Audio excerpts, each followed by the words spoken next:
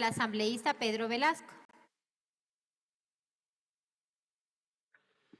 Muchas gracias, señorita presidenta, colegas asambleístas. Hace pocos días llegó a la Comisión de Desarrollo Económico, Productivo y la Microempresa este proyecto de ley de alivio financiero enviado por el Ejecutivo. Y como el concepto mismo lo dice, alivio financiero, deberíamos entender que es un mecanismo extraordinario y temporal de ayuda a las personas naturales y jurídicas que han perdido sus condiciones de pago, es decir, que no tienen cómo pagar sus obligaciones. Y hacia allá debe apuntar este proyecto de ley, es decir, darles un respiro, un alivio a las personas naturales y jurídicas que lastimosamente han caído en una crisis. Y es que venimos de dos crisis gravísimas y eso no lo podemos olvidar. La crisis producto de la pandemia COVID-2019 y últimamente en este año la crisis energética que ha llevado a muchos sectores, inclusive con el riesgo de quebrar en sus actividades privadas, en sus negocios, en sus emprendimientos. Esto nos lleva a la reflexión de que no hay condiciones económicas como para que el pueblo ecuatoriano cumpla con esos pagos, sino que no están en condiciones de hacerlo, no lo pueden hacer, no porque no quieren, sino porque las condiciones no les permiten. Y por lo tanto, en esta ley de alivio financiero deberíamos nosotros apuntar precisamente a buscar mecanismos y alternativas para que esas condiciones por lo menos se prorrateen, se prorroguen y haya por lo menos un respiro y puedan cumplir las obligaciones. Hay que entender que no se trata de donaciones ni condonaciones, porque el país ya está cansado de hablar de condonaciones, de perdones, de remisión. Parece que estamos nosotros en época navideña siempre llegando a lo mismo. El país en donde todo quieren que se regale, pero no es así. Los ecuatorianos lo que pedimos es de que haya sensibilidad y haya alternativas de cómo honrar las obligaciones. Estamos lastimosamente en este proyecto de ley haciendo algunos temas que ya están establecidos en la ley, resaltando en algunas cosas que ya no hay necesidad de hacerlas. Quienes somos afiliados a la Seguridad Social, que no es la gran parte de los ecuatorianos, sino un segmento de la población, porque no se vaya a pensar que estos favores o estos beneficios llegan a todo el pueblo ecuatoriano. Ciertos afiliados que tuvieron lastimosamente que llegar a esta desgracia de quedarse sin trabajo, tienen derecho a un seguro de desempleo. Y este seguro de desempleo no es que lo da ningún empleador, no es que lo da el gobierno, sino son los propios recursos aportados durante nuestra vida de afiliados y asegurados. Y lo que se hace en este proyecto es un poco simplificar el trámite burocrático. En vez de que demore más tiempo, lo que se hace es disminuir el tiempo para que puedan acceder a este seguro de desempleo. Ese es el gran favor en este primer proyecto de ley. El otro tema es de que algunos afiliados voluntarios o algunos empleadores que también cayeron en desgracia por los negocios que no pudieron sostenerlos, no pueden cumplir sus obligaciones patronales o afiliaciones voluntarias. Y lo que se hace es extender un poco el plazo para pagar sus aportes mensuales. Es decir, ahí viene un poquito el respiro para que puedan ponerse al día, porque lo grave es que quien no paga las aportaciones inmediatamente pierden sus beneficios, sus derechos. Se les cierran las puertas de la seguridad social en temas de salud, se les cierran las puertas en el tema de créditos, por lo tanto se agobia más esa carga pesada a la que todavía estamos los ecuatorianos viviendo. Hay algunos temas que los habíamos revisado y habíamos pedido que se los considere, y hay dos propuestas en concreto que yo voy a pedirles a los colegas asambleístas, especialmente de las poblaciones fronterizas, que apoyen esta primera propuesta y a todos los colegas asambleístas de la sala.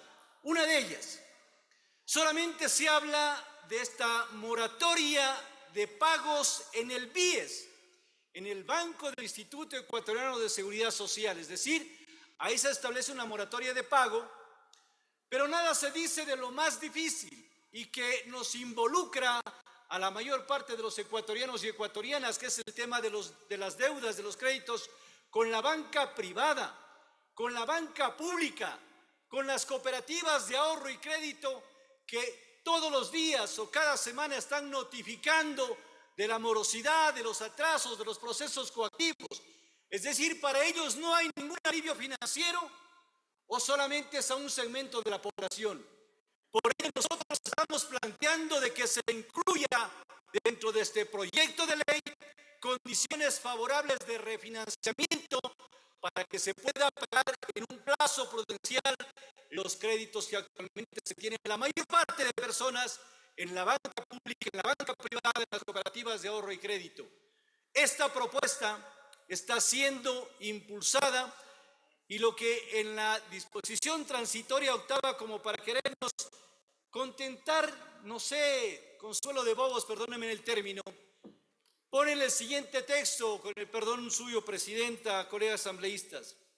Nos mencionan que en el plazo de 30 días las instituciones financieras del sector público y privado realizarán campañas de difusión claras, concisas y concretas de las alternativas de alivio financiero con las que cuentan los deudores. Es decir, una publicidad de 30 días para que digan que están en condiciones de acceder a beneficios los deudores. Pero aquí necesitamos acciones prácticas que vayan en la ley, que determinen que aquellos deudores tienen un respiro por lo menos de varios meses temporalmente hasta que se supere la crisis para que no puedan obligarles a pagar y mucho menos que se sometan a procesos de juicios por la morosidad o por los pagos que no han podido realizar. Este es un planteamiento que nosotros hemos realizado. Y el segundo, que me refería a los colegas asambleístas de las provincias fronterizas. El artículo 249 de la Constitución de la República, que siempre lo menciono, porque solamente se ha quedado en letra muerta y no se lo lleva a la práctica, habla de que los habitantes de los cantones fronterizos merecemos un trato preferencial y el Estado debe atender de manera prioritaria a esos sectores del pueblo ecuatoriano. Es decir, si nosotros consideramos aproximadamente 10 provincias fronterizas, se estaría hablando del 40% del territorio y de los habitantes que se estarían beneficiando. ¿Y por qué planteamos nosotros un IVA diferenciado? Que esto es importante.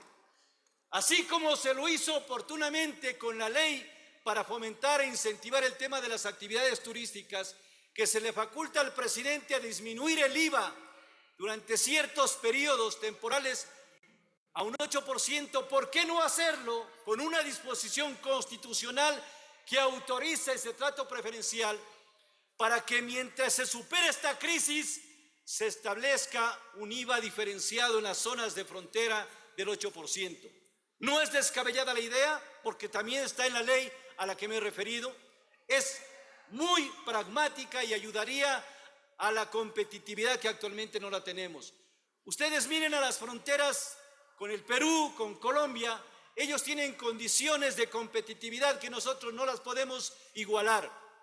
Precios mucho más baratos, remuneraciones en mejores condiciones económicas que no nos permiten a nosotros competir, materia prima más barata, productos de exportación y de calidad, y por lo tanto nosotros solamente lo que hacemos es nuestra propia materia prima, que es costosa, la transformación en un producto acabado de igual manera, no estamos en condiciones de hacerlo. Por lo tanto, la única forma, y hablando con los diferentes sectores, concretamente en mi provincia del Carchi, hablando con los sectores productivos, emprendedores, Cámara de Comercio, en fin, ellos plantean esta posibilidad de que se establezca un IVA diferenciado durante esta crisis que estamos viviendo los habitantes de frontera y con eso poder dar un alivio y un respiro.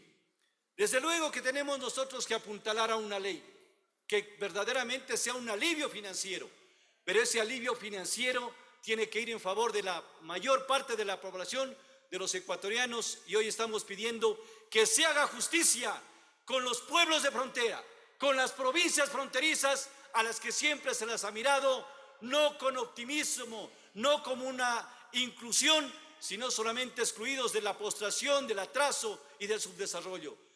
Aspiro, colegas asambleístas, que nos apoyen en esta ocasión y que tengamos ese respaldo para que estas propuestas que están ingresadas en la comisión merezcan la acogida y sean incluidas en segundo debate. Dentro del tiempo, muchas gracias, presidenta y colegas asambleístas.